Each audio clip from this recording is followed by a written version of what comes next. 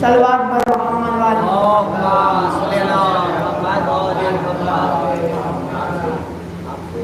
اعوذ باللہ من الشیطان الرجیم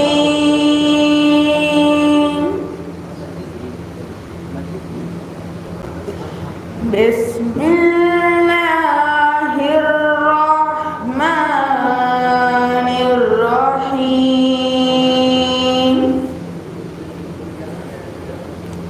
الحمد للہ رب العالمین الرحمن الرحیم مالک یوم الدین إياك نعبد وإياك نستعين اهدنا الصراط المستقيم صراط الذين أنعمت عليهم غير المغضوب عليهم ولا الضالين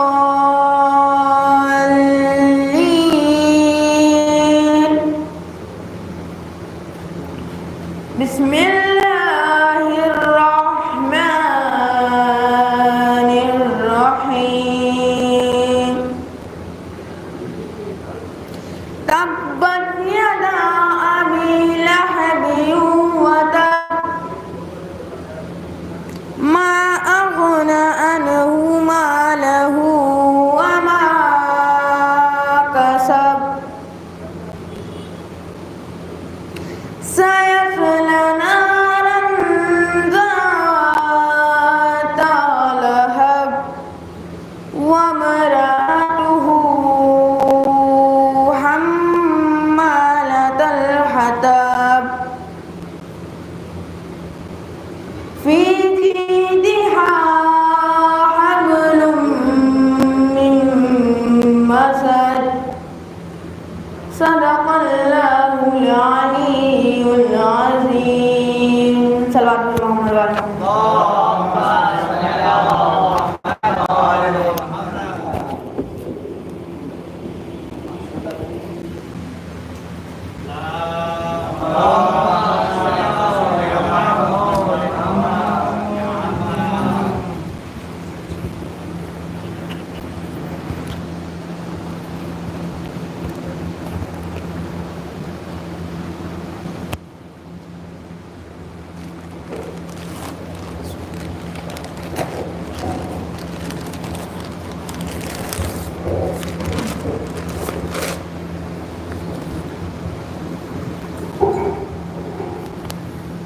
فاتحہ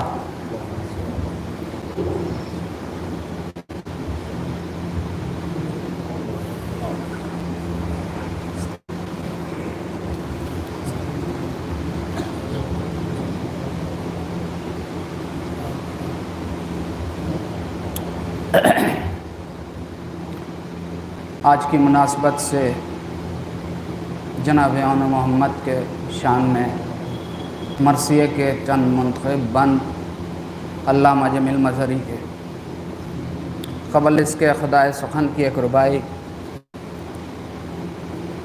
پیدا ہوئے دنیا میں اسی غم کے لیے، پیدا ہوئے دنیا میں اسی غم کے لیے، رونا ہی جلا ہے چشم پرنم کے لیے، مجھ کو دو دولتیں خدا نے دی ہیں، ہاتھ آنکھ رونے کے لیے، ہاتھ ماتم کے لیے۔ نعرہ صلوات۔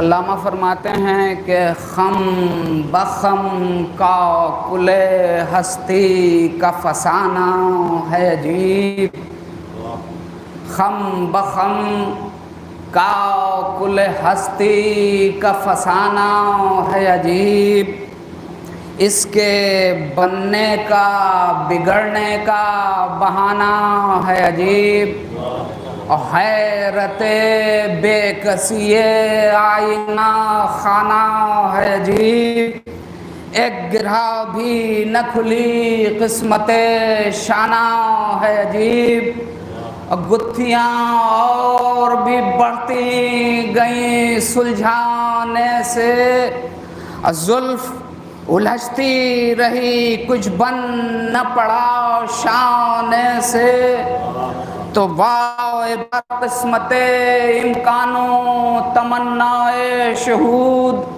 ناخن عقدہ کشا گم ہیں تو عقدے موجود، اور کون بدلے تیری دنیا کا دماغ ہے معبود، بس کہ ایک سنگ سر راہ ہے تقدیر وجود، اور جس سے پٹکا کیے ارباب وفا سر اپنا، اور تیرے ناز نے بدلا نہیں تیور اپنا، اور تیرے ناز نے بدلا نہیں،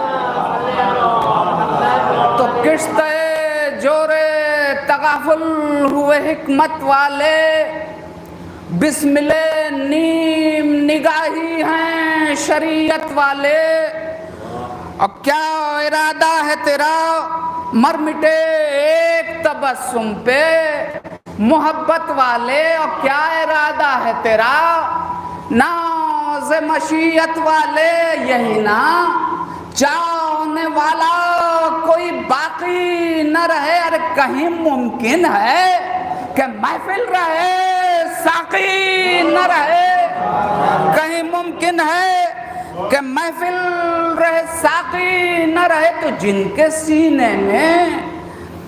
کے سینے سے چھلکتا رہا حکمت کا آیاب، اور پسے پردہ جو بدلتے رہے دنیا کا دماغ، اور جو جلایا کیے اپنے دل سوزاں کا چراغ، ان کا ملتا نہیں ماضی کے اندھیرے میں سراغ، کھوج کیا پائیں بھلا، کھوج لگانے والے گم ہے تاریخ میں، تاریخ لگانے والے، نعرہ صلوات،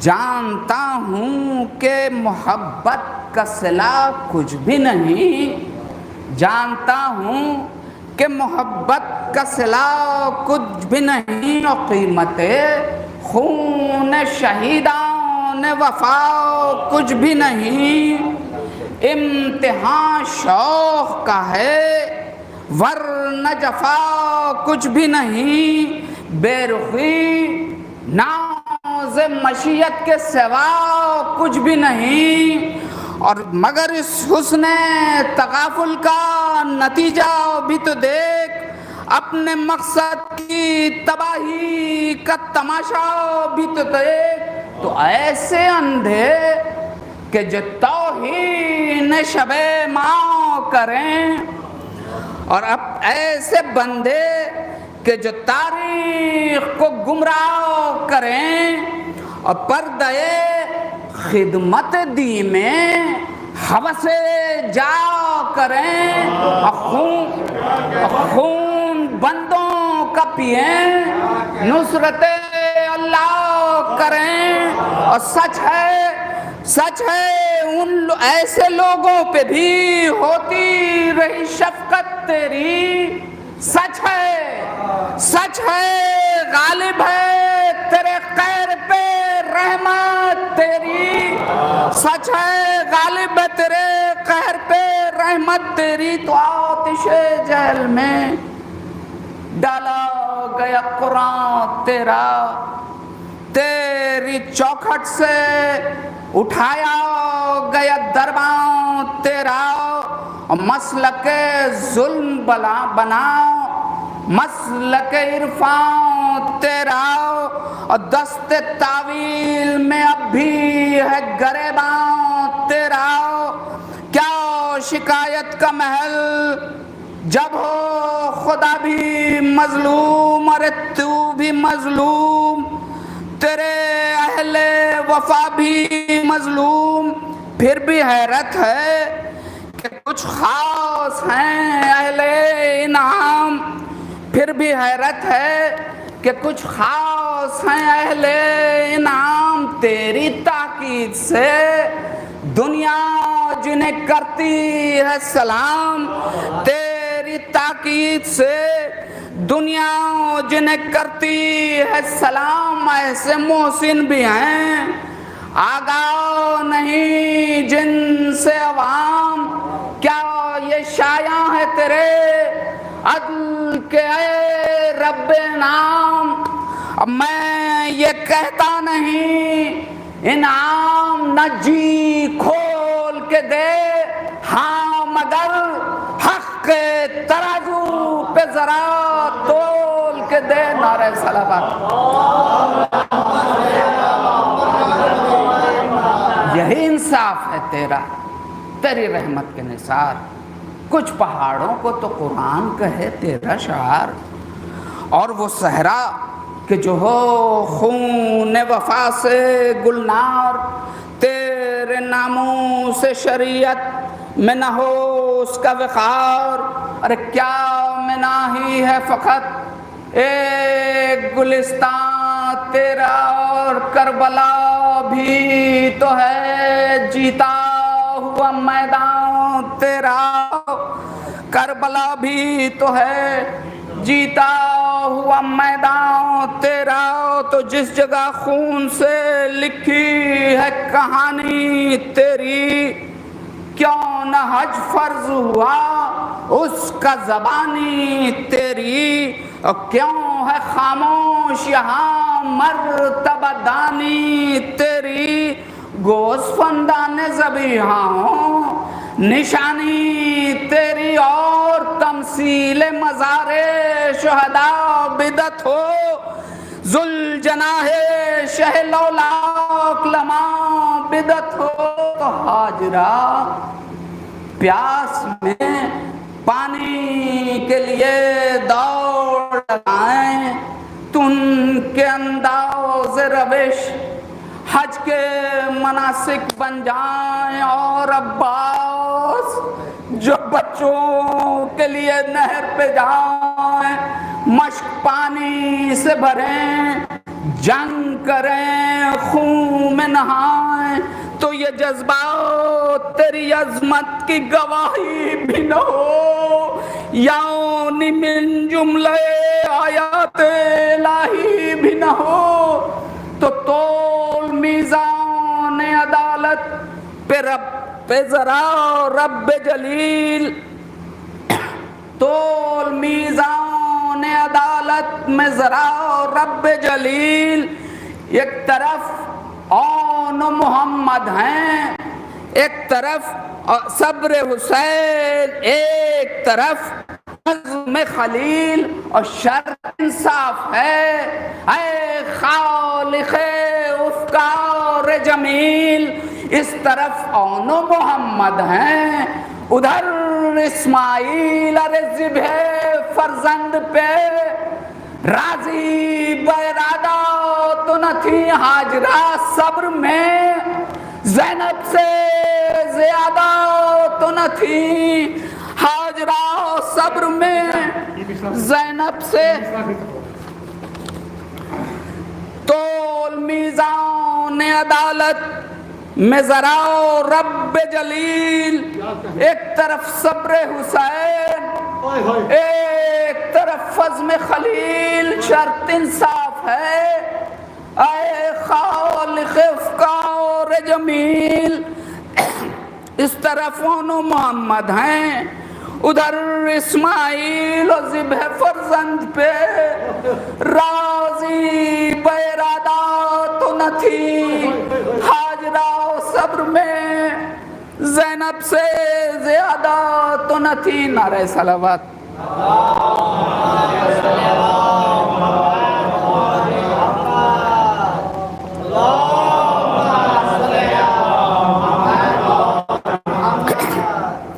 تو واہ رے صبر کہ گھر اپنا لٹایا خود ہی، حوصلہ جنگ کا بیٹوں کو دلایا خود ہی، خندق و بدر کا افسانہ سنایا خود ہی، اور اپنے ہاتھوں سے کفن لاؤ کے پہنایا خود ہی، اس تمنا سے کہ ہوں کشت اول بھیجا اور نیمچے ہاتھ میں دے کر، سوئے مختل بھیجا اور نیمچے ہاتھ میں دے کر، سوئے مختل بھیجا تو مختصر یہ کہ جو سر دینے کی باری آئی، تاؤ در خیمہ ید اللہ کی پیاری آئی، زرہ بچوں نے جو پہنی تو سواری آئی، اور دو بچھڑے جو چلے باد بہاری آئی، دو بچھڑے جو چلے باد بہاری آئی۔ بیت ملازہ ہو کہ گرد پیچھے تھی، تگ و دو میں ہوا پیچھے تھی، انتہا یہ ہے بزرگوں کی دعا پیچھے تھی، انتہا یہ ہے۔ تو دونوں اشعار رجس کے جو پڑھے جاتے تھے فصحا دنگ تھے، فقرے وہ لڑھے جاتے تھے، اگرچہ کم سن تھے مگر رن پہ چڑھے جاتے تھے، اور گرچہ کم سن تھے مگر رن پہ چڑھے جاتے تھے، اور تھا جدھر شمر اسی سمت بڑھے جاتے تھے، تھا جدھر شمر اسی سمت بڑھے جاتے تھے، تو جس جگہ کھیت میں تیروں کا پڑتے دیکھا، وقت نے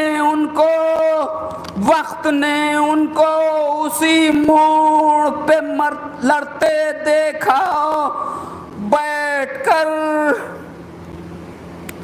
خاک اور خون میں کہ سیلاب میں دھارے بھی ہوئے، آگ صحرا میں لگی پھول شرارے بھی ہوئے، حالت جنگ میں دریا سے کنارے بھی ہوئے، موت سے کھیل کے اللہ کے پیارے بھی ہوئے، اور لڑے 2 لاکھ سواروں سے اکیلے، دونوں کھیل کے دن تھے،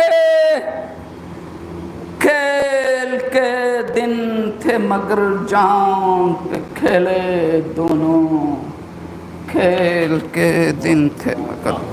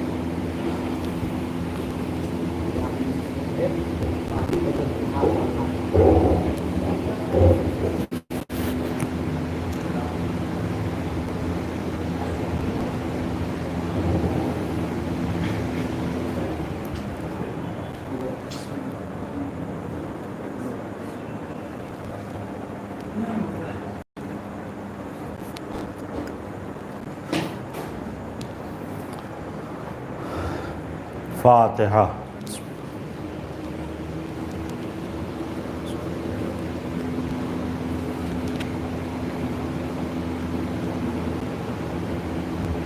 أعوذ بالله من الشيطان الرجيم بسم الله الرحمن الرحيم الحمد لله رب العالمين والصلاة والسلام على سيد الأنبياء والمرسلين سيدنا ونبينا وشفيعنا أبي القاسم محمد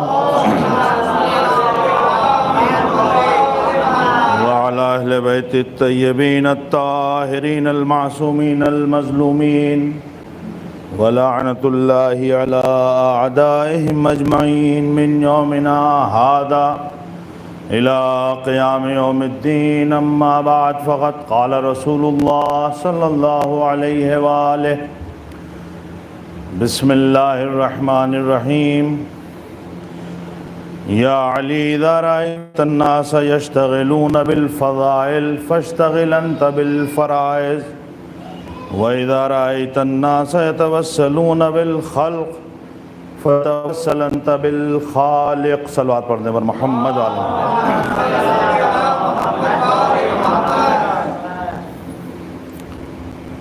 ایام عزا ان تمام پابندیوں کے ساتھ بہت تیزی سے گزر رہے ہیں اور یقیناً جو لوگ حالات کی وجہ سے اس فرش عزا پر نہیں آ سکتے ہیں وہ جہاں بھی امام حسین علیہ السلام کا ذکر کرتے ہیں، جہاں بھی ان کی یاد مناتے ہیں، جس ذریعے سے بھی مجالس اور ذکر کو سماعت فرما رہے ہیں، وہی جگہ ان کے لیے مجلس عزا ہے، وہی جگہ فرش عزا ہے، اور یقیناً ان کو خداوند عالم بہترین اجر بھی عنایت فرمائے گا، کیونکہ امام حسین علیہ السلام کے غم کے لیے جو احادیث ہیں، جب ہم ان احادیث کا مطالعہ کرتے ہیں تو اس سے اندازہ ہوتا ہے کہ کتنی اہمیت ہے اور اس غم کا کتنا ثواب ہے۔ ارشاد ہوتا ہے نفس المحموم فی ظلمنا تسبیح، نفس المحموم یعنی آہ سرد۔ اگر کوئی ہمارے اوپر جو ظلم ہوا ہے، اس ظلم کی یاد میں ایک آہ سرد بھی کھینچتا ہے، یہ معصوم کا ارشاد گرامی ہے، تو یہ آہ سرد تسبیح کی حیثیت رکھتی ہے۔ جیسے آدمی لا الہ الا اللہ کہتا ہے، سبحان اللہ کہتا ہے، اسی طرح ایک آہ سرد، آپ گریہ نہیں کر رہے ہیں، رو نہیں رہے ہیں، لیکن یاد آ گئی کربلا کی اور آپ نے ایک آہ سرد کھینچی، تو اس ایک آہ سرد کی حیثیت تسبیح الہی کی طرح ہے۔ اسی سے اندازہ ہوتا ہے کہ کربلا کتنا زیادہ توحید سے جڑی ہوئی ہے، کربلا خدا سے کتنا قریب ہے، کربلا وحدانیت سے کتنا قریب ہے، اور کربلا کتنا دور ہے ظلم سے، شرک سے اور بت پرستی سے۔ صلوات پڑھتے ہیں محمد والے محمد۔ ابھی آپ سماعت فرما رہے تھے بہت بہترین اشعار، اور فرش عزا کی عظمت کے لیے شاعر کہتا ہے کہ یہ ہے مجلس شہ عاشقاں، یہ ہے مجلس شہ عاشقاں، کوئی نقد جاں ہو تو لے کے آ۔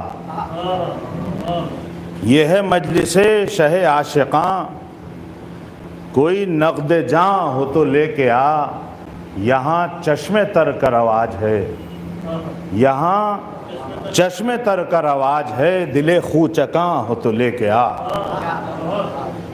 یہ جو ایک عزا کی نشست ہے، یہ عجب دعا کی نشست ہے، یہ جو ایک عزا کی نشست ہے، یہ عجب دعا کی نشست ہے، کسی نارسا کو تلاش کر، کوئی بے اماں ہو تو لے کے آ۔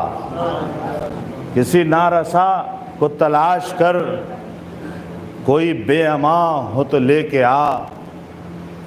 میرے شرق و غرب کی خیر ہو، کہ سفر ہے دجلہ دہر کا، میرے شرق و غرب کی خیر ہو کہ سفر ہے دجلہ دہر کا، کہیں مثل نام حسین بھی کوئی سائباں ہو تو لے کے آ۔ سرے لوح آب لکھی ہوئی، کسی سرے لوح آب لکھا ہوا کسی تشنا مشق کا ماجرا، سرے لوح آب لکھا ہوا کسی تشنا مشق کا ماجرا، سرے فرد ریگ لکھی ہوئی کوئی داستاں ہو تو لے کے آ۔ سرے فرد ریگ لکھی ہوئی کوئی داستاں ہو تو لے کے آ۔ اور ہیں کچھ اور اشعار، اور یہ نفیس صاحب ہیں، اور شاید یہ نفیس لکھنوی ہوں۔ نہ انیس ہوں نہ دبیر ہوں، میں نفیس صرف نفیس ہوں۔ نہ انیس ہوں نہ دبیر ہوں، میں نفیس صرف نفیس ہوں، میری نسل حرف کو جانچنے کوئی نقطہ داں ہو تو لے کے آ۔ میری نسل حرف کو جانچنے کوئی نقطہ داں ہو تو لے کے آ۔ صلوات پڑھنے پر محمد والا۔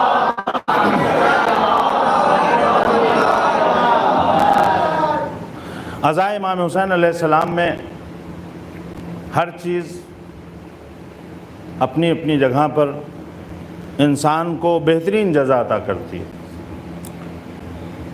اشعار کے حوالے سے بھی اگر آپ دیکھیں تو معصومین کی سیرت یہ رہی ہے، کبھی موقع ملا تو تفصیل سے آپ سنیے گا کہ معصومین کی ملاحظہ بھی آپ نے کیا ہے کہ معصومین کی سیرت رہی ہے کہ انہوں نے اشعار سنے ہیں، اور ایک شعر سن کے کبھی کبھی ایسا بھی ہوا ہے، معصوم نے، کسی عام آدمی کی بات نہیں ہے، معصوم نے جو کچھ بھی اپنے پاس ہے سب کچھ دے دیا، اور جو دیا وہ تقریباً جس شاعر نے شعر سنایا اس کے 40 سال کی زندگی کے لیے کافی تھا۔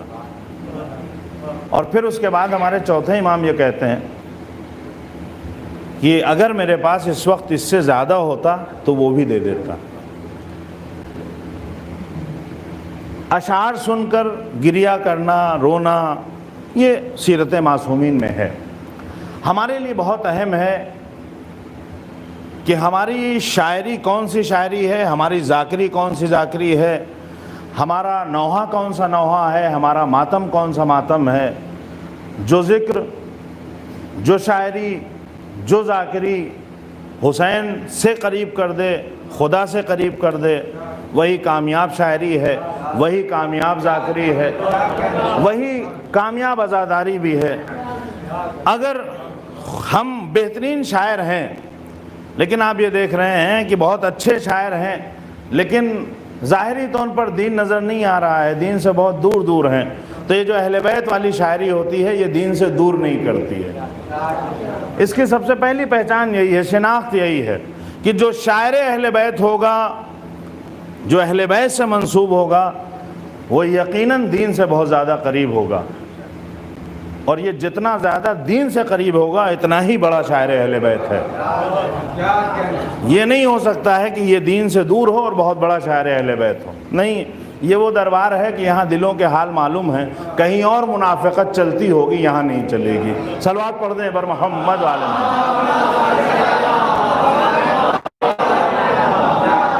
نہ ذاکری، نہ شاعری، نہ بانی مجلس، نہ مجلس کرنے والی انجمن، نہ اس میں شرکت کرنے والے لوگ، یہاں ظاہری عمل کو کبھی نہیں دیکھا جاتا ہے، یہاں جذبے تولے اور پرکھے جاتے ہیں۔ یہاں جذبوں کی قدردانی ہے، آپ کس جذبے کے ساتھ آئے ہیں۔ اگر کوئی محبت اہل بیت کا جذبہ لے کر آتا ہے، صرف ایک شعر پڑھتا ہے اور ایک گھر پکا ہو جاتا ہے، ایک شعر کافی ہے۔ یعنی جنت میں جانا نہیں، جنت میں تو جائیے گا آپ، وہاں پہ آپ کا گھر بھی آلریڈی تیار ہے۔ کبھی ہوتا ہے ہم آپ کے شہر میں آ گئے لیکن ہمارا گھر نہیں ہے، کسی اور کے گھر میں مکین ہیں ہم، لیکن یہ ایسی بارگاہ ہے، یہ ایسا ذریعہ ہے کہ آپ جہاں جائیے گا وہاں پہ آپ کے لیے پہلے سے مکان تیار ہے۔ بس عزیزوں خیال رکھنا ہے کہ کوئی ایسا عمل نہ ہو کیونکہ جیسے دنیا میں مکان برباد ہو جاتے ہیں ویسے وہاں بھی مکان برباد ہوتے ہیں.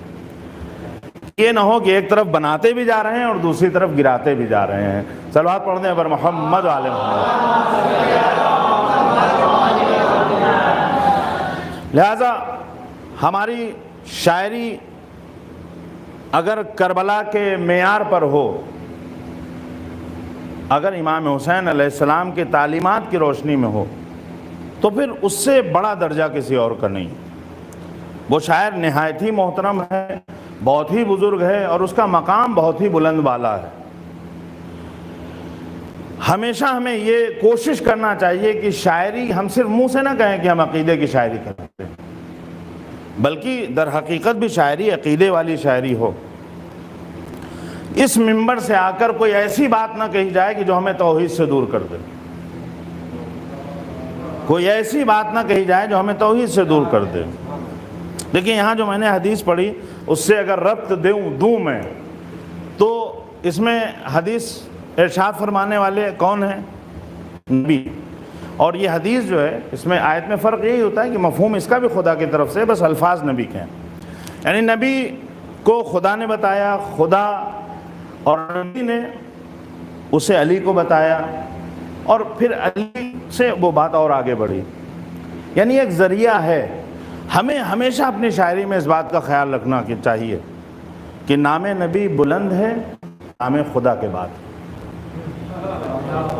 نام نبی بلند ہے نام خدا کے بعد، پھر رتبہ اہل بیت کا ہے مصطفیٰ کے بعد. پھر رتبہ اہل بیت کا ہے مصطفیٰ کے بعد. اور عازم ہمیشہ کرتے رہو مدحت حسین، باقی تمہارا نام رہے گا قضا کے بعد. باقی تمہارا نام رہے گا قضا کے بعد. اس ترتیب کا ہمیں لحاظ رکھنا چاہیے. اس ترتیب کا ہمیں لحاظ رکھنا چاہیے. یہ نہ ہو کہ کبھی جوش میں آ جائیں، اور اکثر ہوتا ہے آدمی جب جوش میں ہو اور معرفت کی کمی ہو تو یا تو جس کو چاہتا ہے اسے بہت زیادہ بڑھا دیتا ہے یا گھٹا دیتا ہے. نہ یہاں بڑھانا صحیح ہے نہ گھٹانا صحیح. جو جہاں ہے وہ وہیں ہے. نہ آپ نبی کو علی بنا سکتے ہیں، نہ علی کو نبی بنا سکتے ہیں، نہ خدا کو علی بنا سکتے ہیں، نہ علی کو خدا بنا سکتے ہیں. اور اگر آپ ایسا کرتے ہیں تو آپ نے دیکھا ہوگا، واقعہ ہے، بہرحال میں نے دیکھا نہیں لیکن لوگ نقل کرتے ہیں کہ مثلا کسی نے مولا کائنات کو خدا کہا اور آپ غضبناک ہوئے اور آپ نے اسے اپنی تلوار سے فوراً قتل کر دیا، اور پھر اس کے بعد اسے زندگی دے دی. تو اس نے یہ کہا کہ پہلے تو مجھے شبہ تھا، اب یقین ہے کہ آپ خدا ہیں. یہ واقعہ لوگ پڑھتے ہیں. ضروری نہیں ہے کہ جو کچھ پڑھا جائے وہ سب کچھ موجود ہی ہو. ہمارے یہاں ممبر سے، ہم لوگ یو پی کے ہیں، آپ بہار میں ہیں، پتہ نہیں نیپال سے یہاں ٹچ ہے کہ نہیں ہے. ہمارے یہاں اکثر ممبر سے نیپال وغیرہ کے وہ واقعات بیان کیے جاتے ہیں جو نہ نیپال والوں کو پتہ ہے نہ یو پی والوں کو پتہ ہے، لیکن جو دور رہ رہے ہیں ان کو سب پتہ ہوتا ہے. جب معیار ایسا ہو کہ ہمیں اپنے عقیدے گڑھنے پڑ جائیں، واقعے گڑھنے پڑ جائیں، تو اس کا مطلب یہ ہے کہ آپ کو اہل بیت کی معرفت نہیں ہے. ان کے فضائل کے لیے ہمیں واقعات گڑھنے کی ضرورت نہیں ہے، جو واقعات موجود ہیں انہی کو پڑھنے کی ضرورت ہے. صلوات پڑھ دیں بر محمد و آل محمد. لہذا یہاں عقیدے کی شاعری ہونا چاہیے. کبھی کبھی ہوتا ہے آدمی نصیری کا ذکر کرتا ہے، اس لیے خدا خوش ہو جاتا ہے کہ چونکہ نصیری ہمارے مولا کو خدا مانتا ہے تو بہت اچھا ہو گیا. اگر کوئی علی کو خدا کہہ رہا ہے تو اگر علی اس سے خوش ہو رہے ہیں تو آپ بھی خوش ہوئیے، کیونکہ آپ علی والے ہیں. جو علی کا طور و طریقہ ہوگا اسی کے اعتبار سے آپ کو چلنا ہے. اگر علی خوش ہوئے ہوں تو آپ خوش ہوئیے. اگر امام حسن خوش ہوئے ہوں کہ ہمارے بابا کو خدا کہہ دیا گیا، وہ خوش ہو گئے، تب آپ خوش ہوئیے. امام حسین خوش ہوئے ہوں کہ ہمارے بابا کو خدا کہا گیا، تب آپ خوش ہوئیے. دوسرے تمام معصومین اگر خوش ہوئے ہیں تب آپ خوش ہوئیے. لیکن اگر وہ غضبناک ہو رہے ہیں اور آپ خوش ہو رہے ہیں تو اس کا مطلب یہ ہے کہ ان کا راستہ اور ہے, آپ کا راستہ اور ہے. صلوات پڑھ دیں بر محمد والے محمد.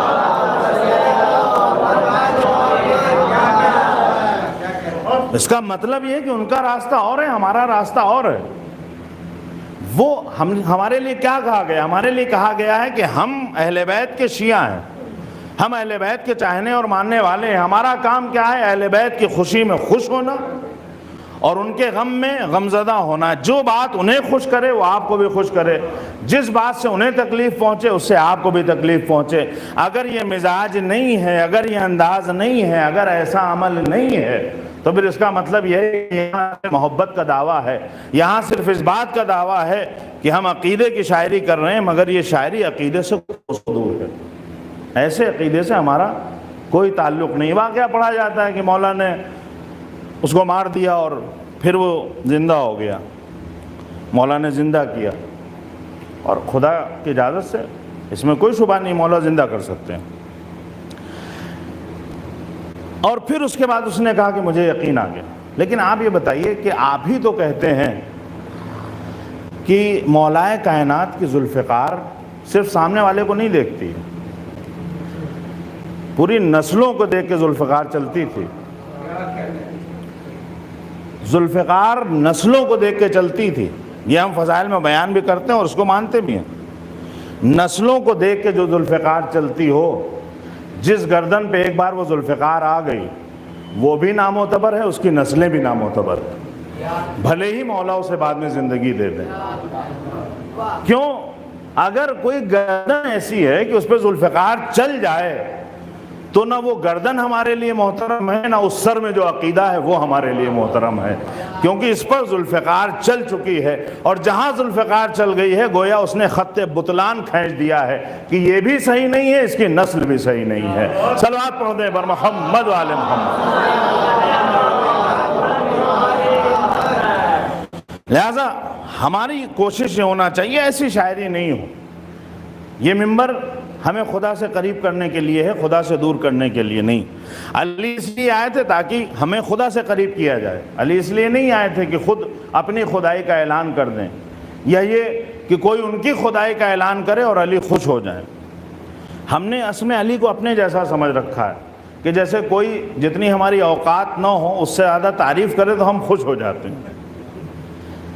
ہمارا کام کیا ہے, ہمارا طریقہ کیا ہے, ہمارا ظرف یہ ہے, یعنی یہ کم ظرفی ہے. ہمارے یہاں ظرف میں ہمارے اتنی وسعت نہیں ہے, ہم جو کچھ ہیں نہیں. مثال کے طور پر ہم شاعر نہیں ہیں, تھوڑا بہت کچھ شاعری کر لیں, کوئی آ رہے کیا کہنا بھائی آپ کے شاعری کے, ہم خوش ہو جائیں گے. ہم ذاکر نہیں ہیں اچھے, کوئی آئے کیا کہنا بھائی آپ کے ذاکری کا کوئی جواب نہیں ہے. اور اکثر لوگ منہ پہ اسی طرح کی تعریف کر دیتے ہیں. صلوات پڑھ دیں پر محمد والے. ہم خوش ہو جائیں گے. ہمیں کچھ آتا نہیں ہے لیکن سامنے والا کہے کہ نہیں آپ سے بہترین عالم انسان ہم نے دیکھا ہی نہیں. یہ اصل میں آپ کے عالم ہونے کا اعلان نہیں کر رہا ہے, یہ اپنی جہالت کا اعلان کر رہا ہے. اگر کسی جاہل کو کوئی عالم کہہ رہا ہے تو یہ اس بات کا اعلان کر رہا ہے کہ اسے بھی کچھ نہیں آتا, مجھے بھی کچھ نہیں آتا ہے. لہٰذا یہ تمام چیزیں ہمارے یہاں ہیں. اب مولا کے لیے ایسا نہیں ہوگا کہ ان کو کوئی خدا کہہ دے اور وہ خوش ہو جائیں. دیکھیے سیرت میں آپ دیکھیے گا تمام معصومین نے ایسے لوگوں کے ساتھ جنہوں نے غلو کیا ہے ان کے ساتھ بہت سخت سلوک کیا, ان کے لیے بد دعائیں کی, باقاعدہ بد دعا کی. بعض لوگوں کا نام لے کے کہا ہے کہ نیست و نابود ہو جائے. یہ ان لوگوں نے, ہمارے یہاں بہت سی حدیثیں لوگوں نے بڑھا دی, الٹی سیدھی اضافہ کیا. باقاعدہ معصومین نے ایسے لوگوں پہ لعنت کی. اور آپ ہمیشہ یہ بات یاد رکھیے گا کہ کبھی بھی لعنت کسی خاص فرد کے لیے نہیں ہوتی. اگر ہم کہتے ہیں کہ یزید پہ لعنت ہو تو صرف یزید پہ لعنت نہیں ہے, جتنے بھی یزیدی کردار ہیں اس کے آباء اور اجداد میں اور اس کی نسلوں میں, اور دور حاضر میں جتنے یزیدی کردار ہیں سب پر یہ ہماری لعنت جائے گی. اگر ہم کہتے ہیں کہ فرعون پہ لعنت ہو تو پھر جتنے فرعونی مزاج ہیں سب پر ہماری لعنت جائے گی. یہ نہ ہو کہ ساری زندگی ہم خوب لعنت بھیجیں اور پھر اس کے بعد جب ہمارا حساب ہو حشر میں تو کہا جائے کہ تمہارے نامہ اعمال میں مثلاً 5000 لعنتیں ہیں اور اس میں سے 3000 وہ ہیں جو تم نے خود بھیجی تھی. 3000 وہ لعنتیں ہیں جو تم نے خود بھیجی تھی, کیونکہ لعنت کردار پہ پڑتی ہے. لعنت تو تم نے یزید پہ بھیج لیا لیکن کردار اپنا یزید سے الگ نہیں کیا. طریقہ وہی فرعون والا تھا, سلوک وہی یزید والا تھا. لعنت کو بہرحال تمہارے حصے میں بھی آنا تھا. صلوات پڑھتے ہیں بر محمد وعلى محمد.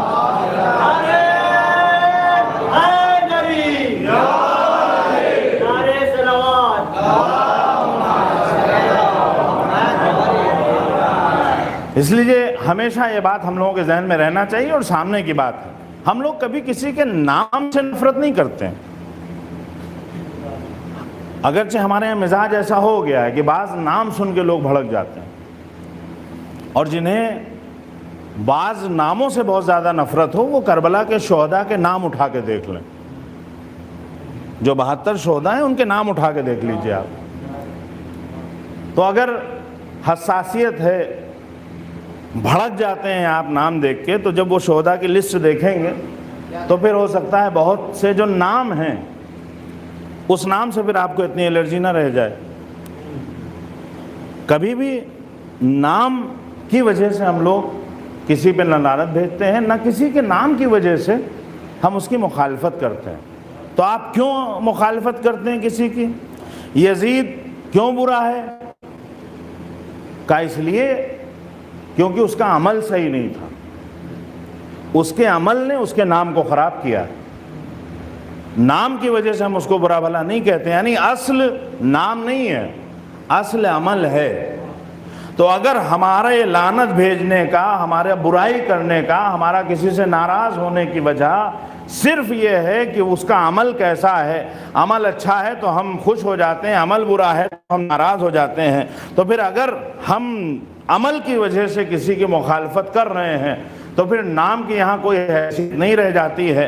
تو اب ہمیں یہ سوچنا چاہیے کہ جن لوگوں کی ہم مخالفت کر رہے ہیں, ہمارا نام تو الگ ہے لیکن عمل ہمارا ویسا ہی ہے, اور ہم نام کی وجہ سے مخالفت نہیں کرتے ہیں, ہم عمل کی وجہ سے مخالفت کرتے ہیں.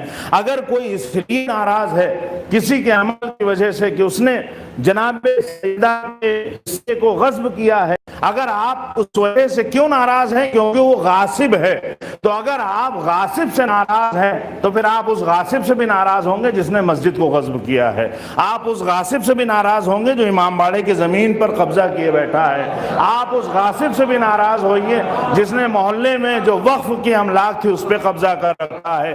یہ نہ ہو کہ اس غاصب پہ لعنت بھیجی جائے, اس غاصب کے ساتھ کھانا کھایا جائے. صلوات علی محمد وعلی محمد.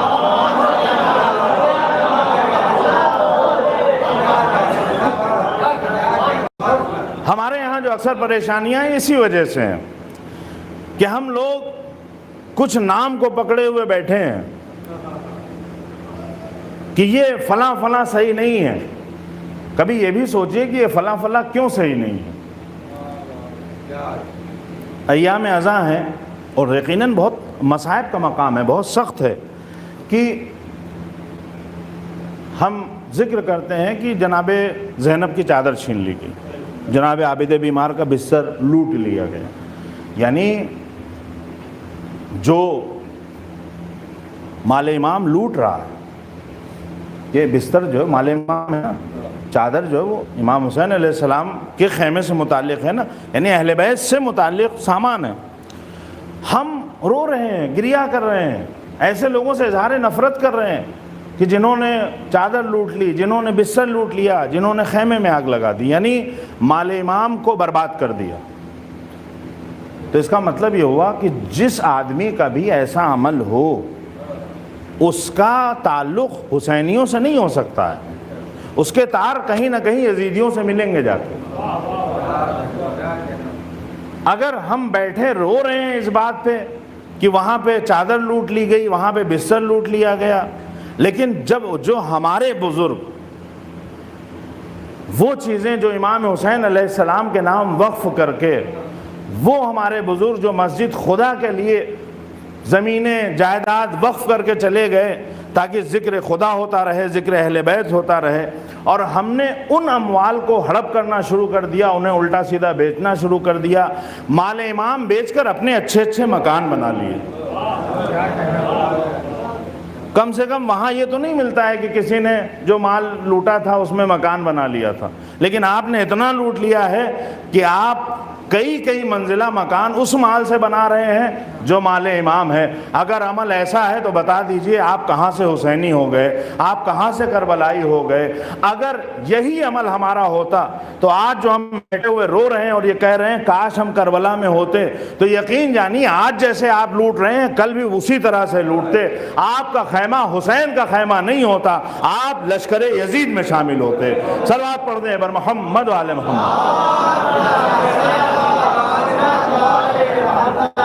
اس سے بہتر نعرہ صلوات۔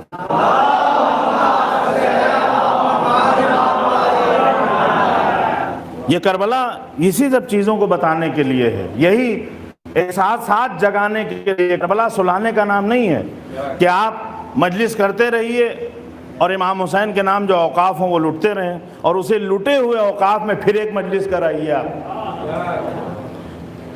اس کا مطلب یہ ہے کہ ضمیر مردہ ہے، کربلا سمجھ میں نہیں آئی ہے۔ اگر سمجھ میں آ گئی ہوتی تو کل وہاں نہیں تھے جب خیمے لوٹے جا رہے تھے، جب چادریں لوٹی جا رہی تھیں، جب بستر لوٹا جا رہا۔ آج تو زندہ ہیں، آج تو حیات میں ہیں آپ، آج تو آپ کے سامنے اتنا مضبوط یزید نہیں ہے، کوئی چھوٹا موٹا گنڈا ہی ہوگا۔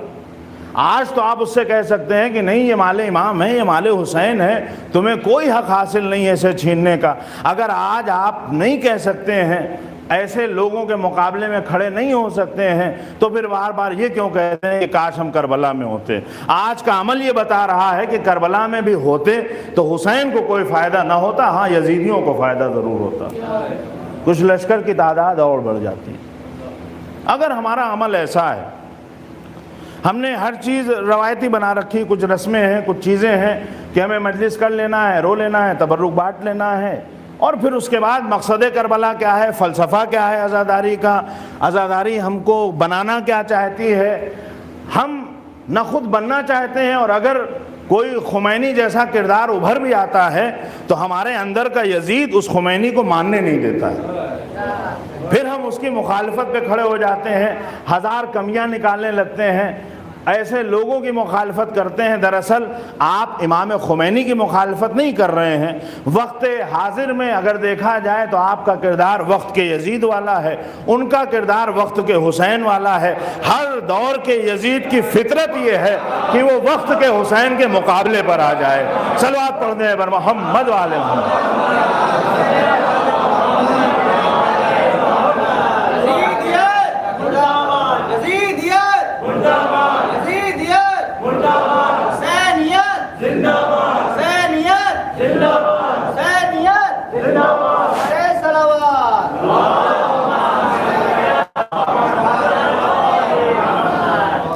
ہر دور کے یزید کی فطرت یہ ہے کہ وہ وقت کے حسین کے مقابلے میں آ جاتا ہے، اور یہی پہچانا جاتا ہے کہ وہ یزیدی ہے، کیونکہ جو یزیدی مزاج ہے وہ کبھی حسین کے ساتھ آ ہی نہیں سکتا ہے جو حسینی مزاج۔ اب آپ یہ کہیں گے کہ نہیں ایسا کیسے ہو سکتا ہے کہ ہم حسین جیسے ہو جائیں؟ کہاں امام حسین اور کہاں ہم؟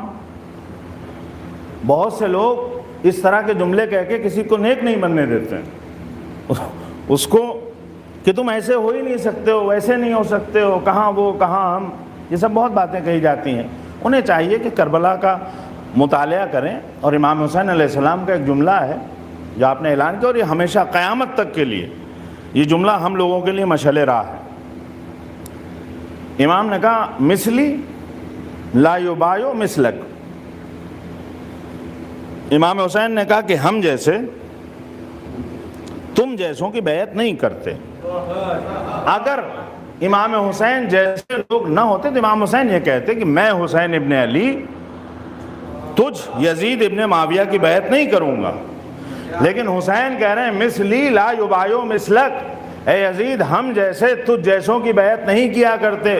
یعنی حسین یہ اعلان کر رہے ہیں کہ یزید جیسے بھی ہوتے رہیں گے، حسین جیسے کردار بھی ابھر کے سامنے آتے رہیں گے۔ صلوات پڑھ دیں بر محمد و آل محمد۔ لہٰذا ہمیں ہر دور میں اتنی کم سے کم معرفت ہونا چاہیے کہاں یزید کا کردار پنپ رہا ہے اور کہاں حسین کے راستے پر چلا جا رہا ہے۔ بہت اہم ہے یہ پہچاننا، بہت اہم ہے شناخت کرنا کہ وقت کا کون ہے جو حسین کے راستے پہ چلنے والا ہے۔ دیکھیں حسین کوئی نہیں بن سکتا ہے، لیکن حسین جیسا بننے کی کوشش تو کر سکتا ہے، کچھ تو بنیے گا۔ حسین جیسے نہیں بنیے گا، حر جیسے بن جائیے گا۔ کیا ضرورت ہے کہ ہم حرملہ جیسے ہی بنے رہیں؟ کیا ضرورت ہے کہ ہم شمر جیسے ہی بنے رہیں؟ یہ تو ہو سکتا ہے جو اصحاب حسین ہیں اگر ان کے جیسے بھی نہیں بن سکتے ہیں تو جو دور حاضر میں ان کے غلام ہیں ان کے جیسے تو بن ہی سکتے ہیں۔ وہ تو کم سے کم آج کے دور کے لوگ ہیں، یہ تو نہیں کہہ سکتے ہیں کہ زمانے میں فاصلہ بہت ہے لہٰذا ایسا نہیں ہو سکتا۔ کوشش اگر کی جائے تو پھر ہو سکتا ہے جو آج کل کے لوگ ہیں، جو آج کے دور میں ہمارے لیے بلکہ پوری دنیا سے انہوں نے منوا لیا ہے کہ ہم حسین والے ہیں۔ اور اسی لیے جب ہم ایسے نام لیتے ہیں کہ آج کے دور میں حسین والا تو پھر فوراً کچھ شکلیں ہمارے ذہن میں آ جاتی ہیں۔ کہیں حسن نصر اللہ نظر آتے ہیں، کہیں خمینی نظر آتے ہیں، کہیں سیستانی نظر آتے ہیں، کہیں دوسرے بزرگ ہستیاں نظر آتی ہیں۔ گویا یہ کردار اعلان کر رہے ہیں کہ ہر دور میں حسینی بننے کی کوشش جاری رہے گی، اور دوسری طرف ان کے مقابلے میں لوگ آ کر یہ اعلان کر رہے ہیں کہ ہر دور میں شیطنت اور یزیدیت اپنے حربے بھی دکھاتی رہے گی اور نقصان بھی انسانیت کو پہنچاتی رہے گی۔ صلوات پڑھنے بر محمد وعلی محمد۔ لہذا ہمارے لیے بہت اہم ہے کہ ہم یہ دیکھیں کہ ہم امام حسین علیہ السلام کے مقصد سے کتنا قریب ہیں، امام حسین علیہ السلام کی کربلا سے کتنا قریب ہیں۔ اگر ان کے مقابلے میں کوئی آ سکتا ہے، وقت کا یزید بن سکتا ہے، تو ہم بھی حسین کے راستے پہ چل کے وقت کے امام حسین علیہ السلام کے راستے پر چلنے والا ایک معمولی سپاہی، اگرچہ جو امام حسین کے راستے پر چلے گا وہ معمولی نہیں رہ جائے گا، غیر معمولی ہوگا۔ اور یہ آپ یقین جانیے، آپ پرکھ سکتے ہیں کہ ہر انسان کے دل و دماغ میں، ہر انسان کے عمل سے یہ ظاہر ہو جاتا ہے کہ وہ کتنا بڑا حسینی ہے اور وہ کتنا بڑا یزیدی ہے۔ اور یہ بات بھی یاد رکھیں کہ بہت سے لوگ اپنی اوقات بھر فرعون بنتے ہیں، بہت سے لوگ اپنی اوقات بھر یزید بنتے ہیں۔ کچھ لوگ ظلم کرتے ہیں لیکن کہاں، مثال کے طور پر گھر میں، صرف گھر میں ظلم، گھر میں چلتی ہے، گھر میں کوئی ان کی مخالفت نہیں کر سکتا ہے لہٰذا وہ گھر میں ظلم کر رہے ہیں۔ تو یہ جو گھر میں ظلم کر رہا ہے اس کے اندر فرعونیت اور یزیدیت پائی جاتی ہے، لیکن بس اتنی ہے کہ یہ گھر کے لیے فرعون بن سکتا ہے۔ کچھ لوگ اور آگے بڑھ جاتے ہیں، وہ معاشرے میں ظلم کرنے لگتے ہیں۔ جو لوگ معاشرے میں ظلم کر رہے ہیں، معاشرے میں لوگوں کے حقوق کو چھین رہے ہیں، لوگوں کو پریشان کر رہے ہیں، وہ بھی یہ اعلان کر رہے ہیں کہ دیکھو ہماری اوقات اتنی ہے کہ ہم محلے کے یزید بن گئے، ہم محلے کے فرعون ہیں۔ اگر ان کے پاس فرعون جیسا اقتدار ہوتا تو یہ اس سے بڑے فرعون بن کر دکھا دیتے، چونکہ نہیں ہے کچھ، لہٰذا جتنا ہے اسی اعتبار سے ظلم کیا جا رہا ہے۔ لہٰذا ہر انسان جس معاشرے اور جس سماج میں رہتا ہے، جس اعتبار سے اس کے پاس وسائل ہیں، اگر اس اعتبار سے اس حد تک وہ ظلم کر رہا ہے، لوگوں کو پریشان کر رہا ہے، تو ہمیں سمجھ لینا چاہیے کہ کہاں یزید کا کردار پنپ رہا ہے، کہاں فرعون کا کردار پنپ رہا ہے۔ ہم حسینیوں کی ذمہ داری یہ ہے کہ جہاں فرعون جیسے کردار پنپیں، جہاں یزید جیسے کردار پنپ رہے ہوں، وہاں پر ہم امام حسین علیہ السلام کے کردار کو اپنائیں اور ان کے مقابلے پر کھڑے ہو کر یہ اعلان کریں کہ اگر یزیدیت اور یزید کے ماننے والے زندہ ہیں تو پھر امام حسین علیہ السلام کی قربانی اتنی عظیم ہے کہ وہ قیامت تک کسی یزید کو ابھرنے نہیں دے گی۔ صلوات پڑھ دیں بر محمد وعلی محمد۔ بس عزیزوں، امام حسین علیہ السلام کی کربلا کی آفاقیت یہی ہے۔ امام حسین علیہ السلام کی کربلا کو اگر ہم سمجھیں، آپ سوچئے کربلا اگر ایسے دیکھا جائے دنیاوی حساب سے، اگر آپ حساب لگائیے کربلا کا، کربلا میں ایک جنگ ہوتی ہے، یہ جنگ کتنی مدت کی ہے؟ نماز ظہر جماعت سے پڑھی جاتی ہے اور عصر کے وقت امام حسین علیہ السلام کی شہادت۔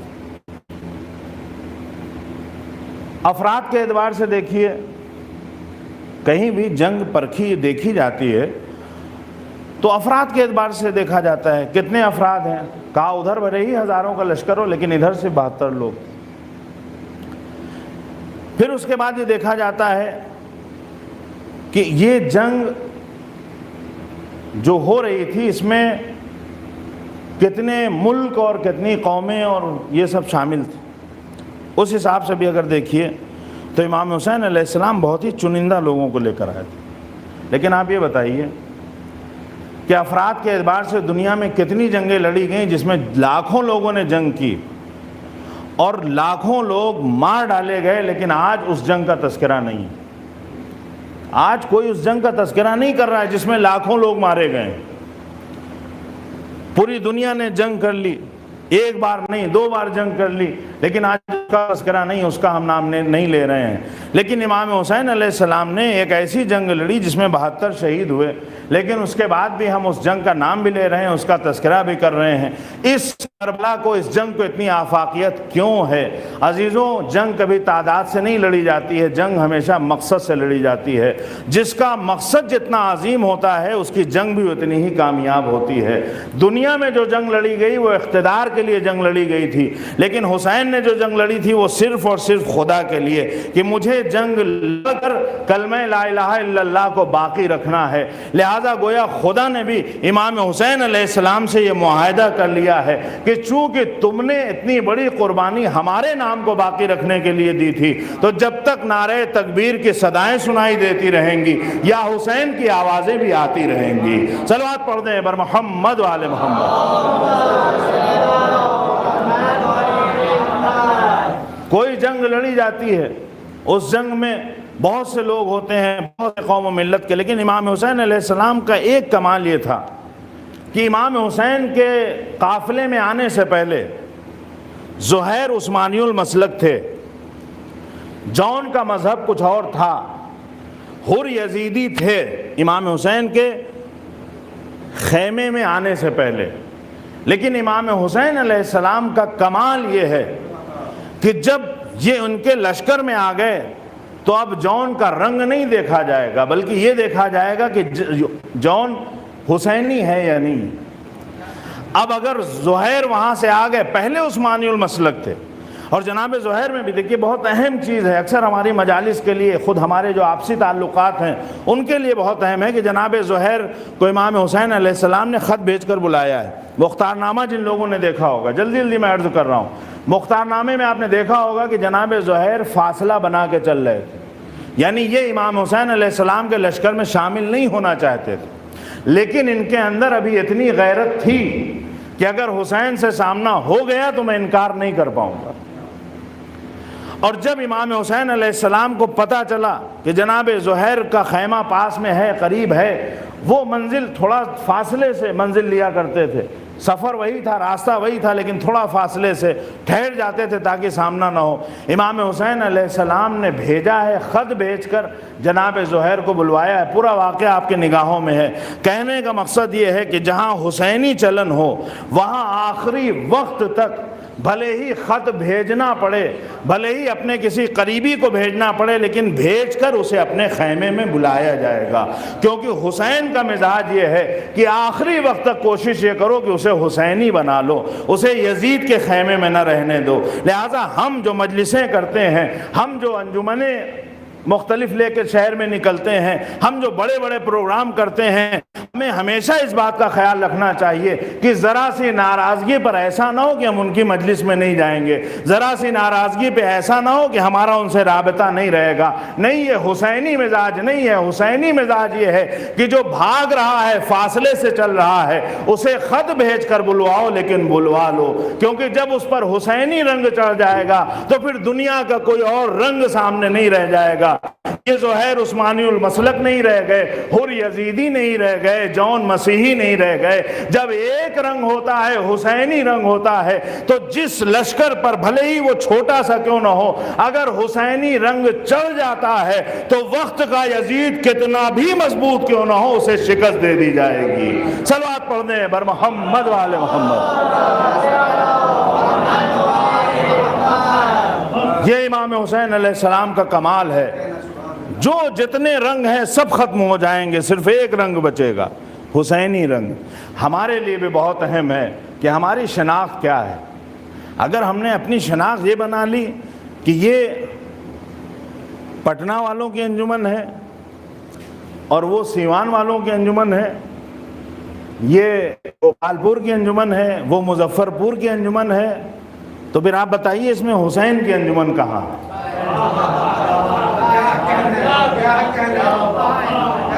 اگر یہ علم ہمارا علم ہے، وہ علم ان کا علم ہے، تو یہ بتائیے کہ عباس کا علم کہاں ہے؟ اگر یہ مجلس ان کی مجلس ہے، وہ مجلس ہماری مجلس ہے، تو پھر اس میں حسین کی مجلس کہاں ہے؟ ہم لوگ اپنے چکر میں عباس کا علم بھی گنوا دیتے ہیں، حسین کی مجلس بھی گنوا دیتے ہیں۔ یہ المیہ ہے کہ ہم اپنے چکر میں، جب آپ اپنے کو حاوی کرتے ہیں، آپ کے لیے آپ کا نام بڑا ہے، تو جب آپ کا نام بڑا ہو گیا تو پھر حسین کا نام چھوٹا ہو جائے گا۔ اور اگر صرف حسینی رنگ حاوی ہو تو پھر وہاں یہ نہیں دیکھا جاتا ہے کہ مجلس کون کر رہا ہے، کہاں کر رہا ہے، کون سی انجمن کرا رہی ہے، جلوس کس کا ہے، علم کس کا ہے، یہ سب نہیں۔ جتنی انجمنیں ہیں سب حسینی لشکر ہے، جتنا علم ہے سب عباس کے علم ہے، تو پھر وہاں کوئی بھی ہاتھ ماتم کرنے سے رکتا نہیں ہے، کوئی بھی آنکھ ایسی مجلس میں گریہ کرنے سے اس لیے نہیں رکتی ہے کہ یہ ہماری مجلس نہیں ہے۔ بس ہماری کوشش یہ ہونا چاہیے کہ ہم ایسی عزاداری کریں جو حسین کی عزاداری کہلائے، ہم ایسی مجلسیں کریں جو حسین کی مجلسیں کرائیں۔ اگر ہم نے اپنے آپ کو حاوی کر دیا تو یہ ہماری ناکامیابی کی ضمانت ہے، اور جہاں حسین کا رنگ حاوی ہوتا ہے وہ قوم بھی کامیاب ہوتی ہے، وہ ملت بھی کامیاب ہوتی ہے، اسے دنیا میں بھی عزت ملتی ہے اور آخرت میں بھی عزت ملتی ہے۔ صلوات پڑھ دیں بر محمد و آل محمد۔ یہ بہت اہم ہے کہ ہم جو عزاداری کریں، دیکھیں آج کل کے حالات میں اور زیادہ ان باتوں کو سمجھنا چاہیے کہ کس طرح سے ہم سب اب جو پریشان ہیں، پہلے ہو سکتا ہے ہماری انجمن کا بہت بڑا اشرا ہوتا ہے، ہماری فلاں انجمن میں بہت بڑی مجلس ہوتی ہے، آج کچھ نہیں ہو رہا ہے۔ آج 5 محرم ہے، کتنے لوگ ہیں ابھی بھی بہت سے لوگ استخارے دکھوا رہے ہیں، پردیس میں کہیں پھنسے ہوئے ہیں، گھر جانا چاہتے ہیں، جائیں کہ نہ جائیں، حالات ایسے ہیں۔ اب آپ سوچیے جو پردیس میں ہے، جو مجلس کے فرش پر ابھی تک نہیں بیٹھ پایا، اس کی کیا حالت ہوگی؟ بہت سے لوگ ہیں جو آپ کے بھی ٹچ میں ہوں گے، جاننے والے ہوں گے کہ بھائی 5 محرم ہو گئے، ابھی تک ایک مجلس میں جا نہیں پائے۔ آپ اس درد کو محسوس کیجئے، اور پھر اس کے بعد سوچئے کہ جب ہم سب کا درد ایک ہے، ہم سب کو تکلیف ہے۔ اب ایسا نہیں ہے کہ جس کی بہت کامیاب مجلس ہوتی تھی وہ غمزدہ ہے کہ اب ہمارے یہاں مجلس نہیں ہو پا رہی، جو مجلس نہیں کر پاتا تھا اپنے گھر میں وہ خوش ہے کہ نہیں مجلس نہیں ہوئی، چلو اچھا ہے، ہم کون سے مجلس کرتے۔ نہیں، آج نہ جانے کتنے لوگ ہیں، اور لکھنؤ جیسے شہر میں جہاں ہزاروں اور لاکھ تک پبلک، لاکھ سوا لاکھ کا مجمع ہو جاتا تھا، وہ اپنے اپنے گھروں میں بہت سے لوگ محصور ہیں، بہت سے علاقوں میں۔ اور اب اس بات کا درد ہے، یہ کون سا درد ہے؟ یہ وہی درد ہے جو ہم سے حسین کا رابطہ مضبوط کرتا ہے۔ جتنا حسین سے ہمارا رابطہ مضبوط ہوگا، اتنا ہی یہ جتنی تمام چیزیں ہیں وہ دور ہوتی چلی جائیں گی۔ کبھی کبھی ہوتا ہے جب مشکلات آتی ہیں تو حالات ہمیں بہت کچھ سکھا دیتے ہیں۔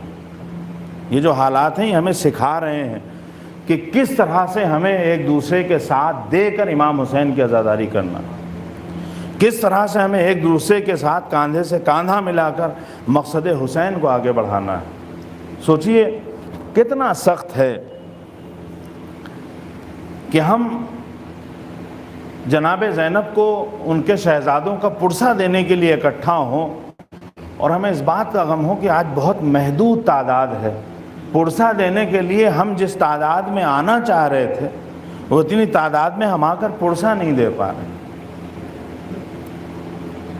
کون زینب جس کے غموں کا آپ اندازہ نہیں لگا سکتے ہیں. کچھ لوگ ایسے تھے کربلا میں کہ جنہوں نے شہادت پیش کی, بہت مصائب اٹھائے, لیکن جیسے ہی شہید ہو گئے مصائب کا سلسلہ ختم ہو گیا. لیکن آپ سوچئے کہ زینب اگر بہن ہے تو ماجائے کے لاشے کو اپنے سامنے پامال ہوتا ہوا دیکھ رہی ہے. زینب اگر بہن ہے تو بھائی کے کٹتے ہوئے بازوؤں کو دیکھ رہی ہے. زینب اگر پھوپھی ہے تو بھتیجے کے سینے میں نیزے کی ہنی دیکھ رہی ہے. زینب اگر پھوپھی ہے تو خیموں میں آگ لگتی ہوئی دیکھ رہی ہے اور بیمار کا بستر چھنتے ہوئے, سارے منظر دیکھ رہی ہے. 4 سال کی بھتیجی کو دیکھ رہی ہے کہ جس کے تماچے لگائے جا رہے ہیں, گوشوارے چھینے جا رہے ہیں, اور زینب یہ سارے منظر دیکھنے پہ مجبور ہے. کتنے مصائب اٹھائے ہیں جناب زینب نے. اکثر ایران میں ٹیکسیوں پہ لکھا رہتا ہے امان از دل زینب. خداوند عالم کسی کو ایسا دل نہ دے جسے زینب جیسے رنج برداشت کرنے پڑے, جسے جناب زینب جیسے صدمے اٹھانے پڑے. عزیزوں, آج جناب اون و محمد کے مصائب پڑھے جاتے ہیں. اگر کسی ماں کے بچے ہوں تو ماؤں کی کوشش یہ ہوتی ہے. آج دیکھیے جو حالات ہیں, بہت سے لوگ ان حالات میں, بہت سے لوگ گھروں میں یہ کہتے ہوئے آپ کو دکھیں گے کہ جو حالات ہیں اس میں اگر اسکول کھل بھی جائیں تب بھی ہم اپنے بچوں کو پڑھنے نہیں بھیجیں گے. کیوں نہیں پڑھنے بھیجیں گے؟ کہا اس لیے کیونکہ بچے کی جان کو ذرا سے خطرہ ہے. 1% امکان ہے کہ یہ میرا بچہ جو چھوٹا سا اسکول جا رہا ہے ہو سکتا ہے یہ بیمار ہو جائے. ذرا سے خطرہ ہے بیمار ہونے کا. مائیں اپنے بچوں کو اپنے کلوجوں سے دور نہیں کریں گی. لیکن ذرا سوچئے مقام امتحان میں زینب نے کیسے کیسے امتحان دیے ہیں. تاریخ روایتیں یہی بتاتی ہیں کہ شب عاشور ہے تو زینب بچوں کو سمجھا رہی ہیں, بیٹا کل تمہیں ماموں پہ قربان ہونا اور سب میں سبقت لے جانا ہے. ایسا نہ ہو کہ دوسرے پہلے شہید ہو جائیں تم پیچھے رہ جاؤ. اور پھر اس کے بعد جب صبح عاشور نمودار ہوتی ہے تو ایک ماں نے اپنے دونوں بچوں کو قریب بلایا, ان کے لباس کو جھاڑا, صاف کیا, نیا لباس ان کو لا کر پہنایا, اور پھر اس کے بعد انہیں تیار کیا. تاریخ یہ بھی کہتی ہے کہ آنکھوں میں سرما تک لگایا ہے. بہت ہی اچھی طرح سے سجا کے تیار کر کے بچوں کو اپنے ماموں کے پاس بھیجا ہے, جاؤ بچوں اپنے مرنے کی اجازت لے کر آؤ. یہ کون ماں ہے؟ یہ زینب ہے جس نے اپنے بچوں کو تیار کیا ہے شہادت کے لیے. ہاں عزیزوں, اتنا تیار کرنے کے بعد جب بچوں کو مائیں تیار کرتی ہیں تو بار بار پلٹ کے اپنے بچوں کو چہروں کو دیکھتی ہیں. لیکن زینب دیکھے بھی تو کیسے دیکھے, اسے پتا ہے کہ یہ جو چہرے ابھی بہت ہی شاداب ہیں, یہی چہرے ابھی خاک و خون میں غلطہ ہوں گے. لہذا جب بچوں کے چہرے پہ نگاہ بھی جاتی ہوگی تو وہ منظر یاد آتا ہوگا جب یہ چھوٹے چھوٹے بچے شہید ہو کر آئیں گے. امام حسین نے جلدی اجازت نہیں دی ہے, لیکن جناب زینب نے اصرار کیا ہے. وہ خط جو دیا تھا جناب عبداللہ نے وہ بتایا ہے, دکھایا ہے, اور آخر میں اجازت ملتی ہے. چھوٹے چھوٹے بچے میدان جنگ میں جاتے ہیں, دونوں بھائی مل کر جنگ کر رہے ہیں, دشمن غالب نہیں ہوتا ہے. لیکن ایک بار اون کو محمد سے جدا کر دیا گیا, محمد کو اون سے جدا کر دیا گیا, ایک بھائی کو شہید کیا گیا اور پھر اس کے بعد دوسرے بھائی کو بھی شہید کر دیا گیا. بچوں نے آواز دی ہے, ادھر سے حسین دوڑے ہیں, عباس دوڑے ہیں. ہاں بعض روایتیں یہ کہتی ہیں کہ جنازے جب لے کر آئے ہیں امام حسین تو آپ ایک ہاتھ میں اون کا جنازہ لیے ہوئے تھے, ایک ہاتھ میں محمد کا جنازہ لیے ہوئے تھے. اور حسین جب خیمے میں آتے ہیں تو اب تک دستور یہ تھا کہ جب بھی کسی کا جنازہ آتا تھا تو جنازے پہ سب سے پہلے جناب زینب آ جاتی تھی. کس لیے؟ اپنے بھیا کو دلاسا دینے کے لیے, حسین کا سہارا بننے کے لیے کہ بھیا یہ بہن تمہارے ساتھ ہے۔ ابھی جب جناب علی اکبر کا جنازہ آئے گا تو جناب زینب سب سے پہلے آ جائیں گی، لیکن نہ جانے کیا بات ہے کہ اون و محمد کا جنازہ آ گیا لیکن زینب خیمے سے نہیں نکلی ہے۔ زینب خیمے کے اندر ہے، مصلی عبادت پر بیٹھی ہوئی ہے۔ بار الہ میری قربانیوں کو قبول فرما۔ ایک بار حسین نے کسی کو بھیجا ہے کہ جاؤ بہن زینب کو بلا لاؤ، لیکن زینب اون و محمد کے جنازے پر نہیں آئی ہیں۔ ایک خیال تو یہ ہے شاید اس لیے نہ آئی ہوں کہ اگر جا کے بچوں پر روؤں گی تو جو میری قربانی ہے اس کی اہمیت کم ہو جائے گی، لیکن عزیزوں دوسرا خیال یہ ہے کہ زینب نے یہ سوچا ہوگا کہ اگر میں جا کے رونے لگی اور میرے بھائی نے میرا چہرہ دیکھا تو حسین یہی سمجھیں گے کہ زینب کو بہت تکلیف پہنچی ہے، حسین کو بھی تکلیف ہوگی، میرے بچوں کا چہرہ مجھے نہیں دیکھنا ہے۔ کیوں؟ تاکہ میرے ماں جائے کو تکلیف نہ ہو۔ زینب نے اون و محمد کے لاشے پہ غم نہیں منایا ہے۔ بعد میں تمام مسئلے طے ہوتے ہیں، جب سب کے سر لا کر دیے گئے ہیں رونے کے لیے تو دو ننھے ننھے بچوں کے سر ایسے تھے کہ ان پر کوئی رونے والا نہیں تھا۔ ایک بار زندان بان نے کہا ارے لگتا ہے ان بچوں کی ماں اس دنیا سے گزر گئی ہے، ان چاند چہروں پہ رونے والا کوئی نہیں ہے۔ زینب نے کہا ان کی ماں میں زندہ ہوں، لیکن ذرا انصاف سے بتاؤ میں اپنے ماں جاؤں کا ماتم کروں یا سیدہ کے لال کا ماتم کروں؟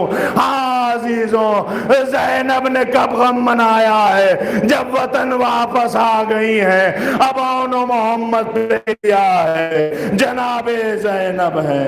واہ حسینہ، واہ مظلومہ، واہ محمد۔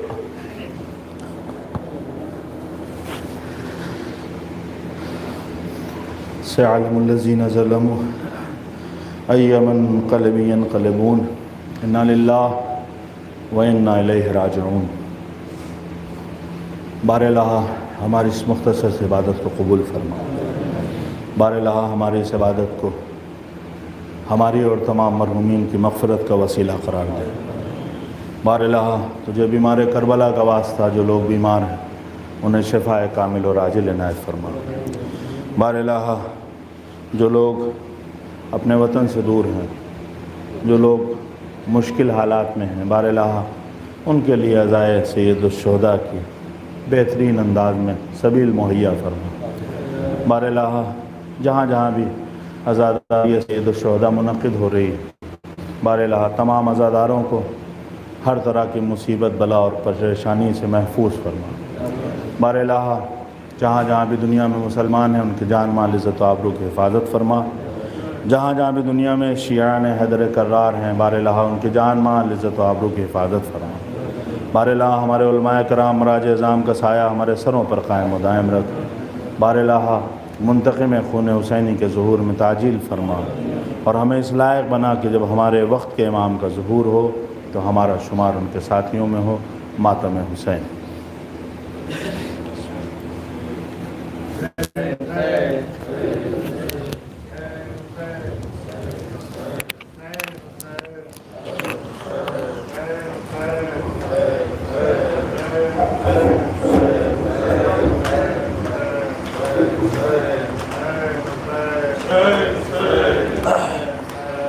السلام علیکم عبداللہ، السلام علیکم رسول اللہ، السلام علیکم ورحمۃ السلام علیکم، السلام علیکم ورحمۃ اللہ وبرکاتہ، السلام علیکم الغرباء، السلام علیکم الضعفاء الفقراء، السلام علیکم شمس الشموس، السلام علیکم السلام علیکم صلی اللہ ورحمۃ اللہ وبرکاتہ، السلام علیکم صاحب العصر والزمان، السلام علیکم شریک القرآن، السلام علیکم امام الانس والجان، السلام علیکم امام زماننا هذا اللہ تعالی فرجت وسعہ اللہ تعالی مغفرت وجعل اللہ من اعدانک وانصارک ورحمۃ اللہ وبرکاتہ۔